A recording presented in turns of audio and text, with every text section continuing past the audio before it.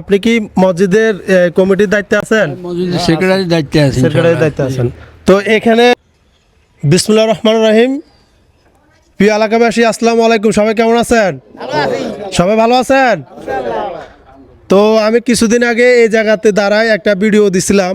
ভিডিওটা দিছিলাম এই যে দেখতেছেন আপনারা ঈদগাহ। এটা কিন্তু একটা মানে ভরাট করা ছিল তখন মাটি দিয়ে।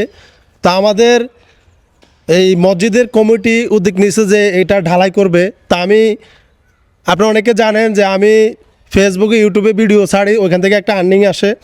তা আমি মনে করছি যেহেতু আমার এলাকার মসজিদের কাজ আমি একটা ভিডিও করি, তো ভিডিওটা আমি বানাই পোস্ট করছি। তা আমার কিছু ভাইরা আছে যারা বিদেশ থাকে এবং দেশের থেকে আমার ভিডিওগুলো দেখে, তারা মসজিদের জন্য প্রায় ৯,১০০ টাকা এই মসজিদের জন্য দিয়েছে কাজের জন্য। তা আজকে আমি আমাদের এই মসজিদের কমিটির কাছে আসছি, টাকাটা ওনাদের হাতে বুঝিয়ে দিব। কারণ আমি অনেক সময় ডিউটি থাকি, যার কারণে আসতে পারি না এলাকায়। তা আজকে সময় করে আসছি এবং এই টাকাটা আমি মসজিদের কমিটির হাতে তুলে দিব। এখানে ৯,১০০ টাকা আমি কমিটির হাতে তুলে দিচ্ছি। আসসালামু আলাইকুম, কেমন আছেন? ইনশাআল্লাহ ভালো আছি ইনশাআল্লাহ। আপনি কি মসজিদের কমিটির দায়িত্বে আছেন? মসজিদের সেক্রেটারির দায়িত্বে আছেন। সেক্রেটারির দায়িত্বে আছেন। তো এখানে ৯,১০০ টাকা আপনি একটু গণি নেন। এটা আমি কিন্তু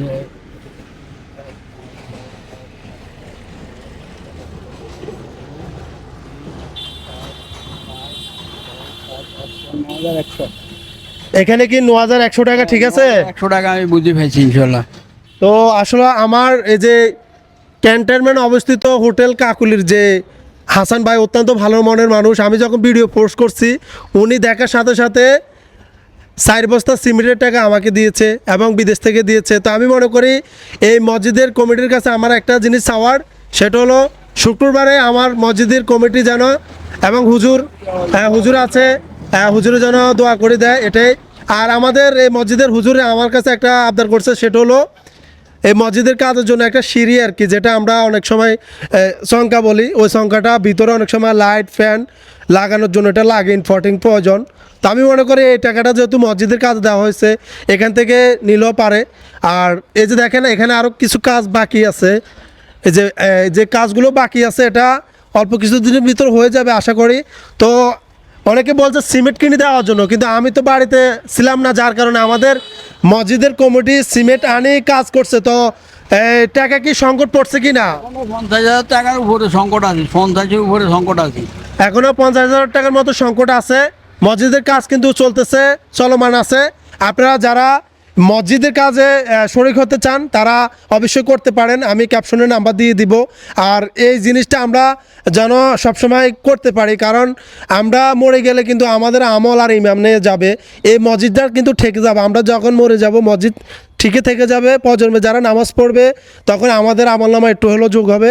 তা আমরা অবশ্যই মসজিদের কাজে সবাই শরিক হওয়ার জন্য চেষ্টা করব। আর এই ভিডিওটা আপনারা যদি টাকা দিয়ে শরিক হতে না পারেন সর্বোচ্চ শেয়ার করে দিবেন। এই ভিডিওতে যে ইনকামটা আসবে আমি মসজিদের কাজে দিয়ে দেওয়ার জন্য চেষ্টা করব।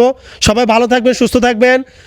রামগুতি রামদোয়াল বাজার সংলগ্নে এই সালাক মিয়া জামা মসজিদের জন্য সবাই দোয়া করবেন, যেন আমাদের এই মসজিদটা মানে অনেক সুন্দরভাবে করতে পারে। এবং আমার এই যে কাকা রয়েছে, কেমন আছে? আসসালামু আলাইকুম। ভালো আছি ইনশাল্লাহ। তোমার জন্য দোয়া করি যেন আমাদের মসজিদের জন্য কিছু করার তৌফিক থাকে ইনশাল্লাহ। তো এই যে মসজিদটা যে আমি বলেছি রামগুতি রামদোয়াল সংলগ্নে সালাক মিয়া জামা মসজিদ, তো আমার কথাটা কি ঠিক আছে? ঠিক আছে। তো সবাই ভালো থাকবেন, সুস্থ থাকবেন। আল্লাহ হাফেজ, আসসালামু আলাইকুম।